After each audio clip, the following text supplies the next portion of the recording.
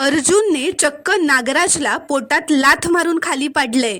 श्री स्वामी समर्थ प्रेक्षकांनो, आता अर्जुनने खूप प्रयत्न करून सुद्धा नागराजला जेलमधून बेल मिळालेली असते। अर्जुन खूपच चिडलेला असतो। तो रागातच नागराजच्या जोरात पोटावर लाथ मारतो व त्याला खाली पाडतो।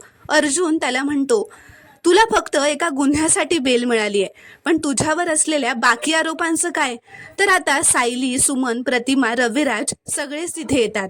सायली नागराजला म्हणते, नागराज काका, 22 वर्षांपूर्वीच्या गुन्ह्यातून तुमची सुटका होऊ शकते, पण घरगुती हिंसाचाराच्या आरोपातून नाही। तर आता हे ऐकताच नागराज खूपच घाबरतो व त्याच्या वकिलाकडे पाहू लागतो। प्रेक्षकांनो, आता सायली, सुमन, अर्जुन, रविराज हे सगळे मिळून नागराजला आणखीन एका नव्या आरोपात कसे अडकवणार हे पाहणं खूपच रोमांचक ठरणार आहे।